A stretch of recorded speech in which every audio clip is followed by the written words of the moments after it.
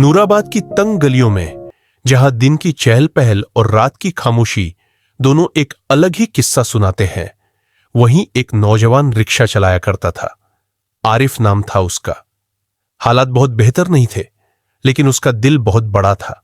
वो दूसरों की मदद को हमेशा तैयार रहता था। कुछ महीने पहले की बात है। एक रोज बारिश की रात थी।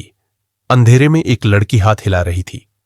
आरिफ ने रिक्शा रोका, बिना सवाल किए उसे बिठा लिया।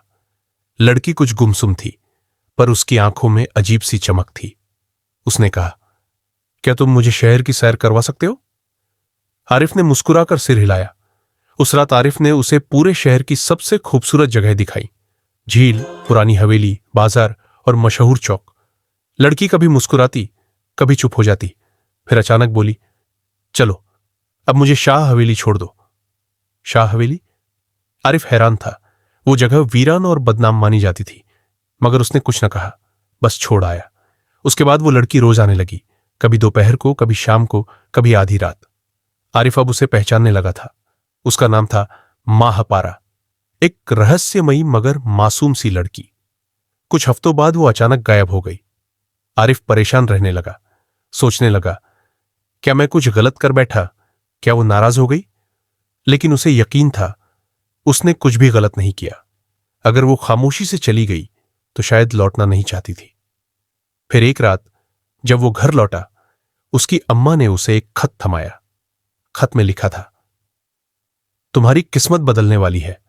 अगर अपना इनाम लेना चाहते हो तो उस दरख्त के नीचे आ जाना जहां हम पहली बार मिले थे।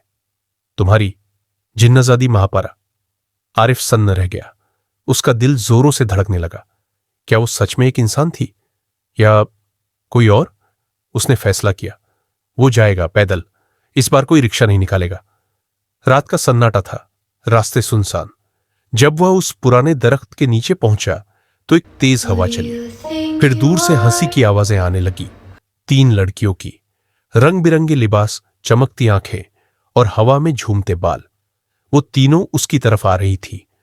महापारा ने मुस्कुराकर कहा, देखो, ये वही इंसान है जिसने बिना किसी मुआवजे के मुझे पूरी दुनिया दिखाई, एक बार भी शिकायत नहीं की। दूसरी जिन्नजादी आजादी बोली, तुम्हारा दिल यूं ही इस पर नहीं आया है ना? महापारा हल्के से मुस्कुराई और कहा, हां, लेकिन अब मैं इसे और परेशान नहीं करूंगी। मैं इसकी जिंदगी बदलना चाहती हूं। फिर उसने अपनी चादर से एक थैली निकाली और आरिफ को दी।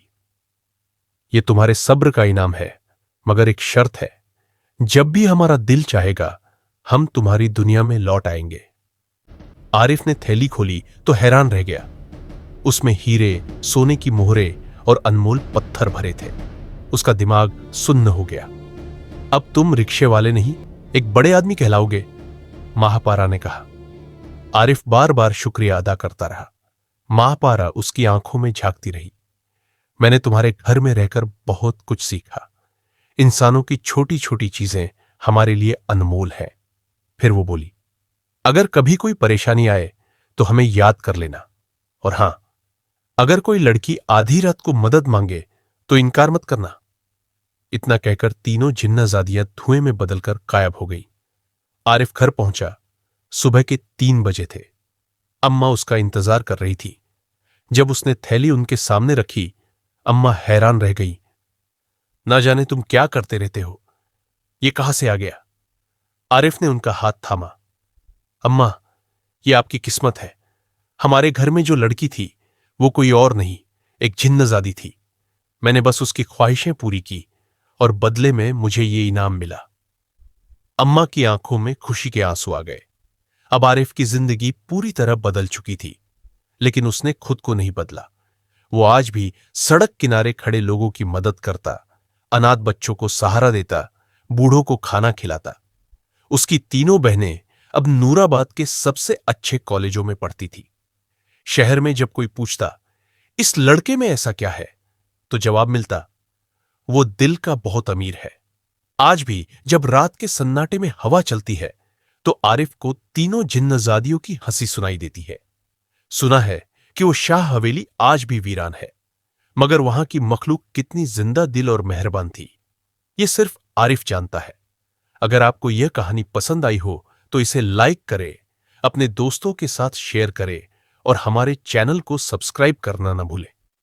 मिलते हैं कल एक नई दिलचस्प कहानी के साथ। तब तक के लिए धन्यवाद।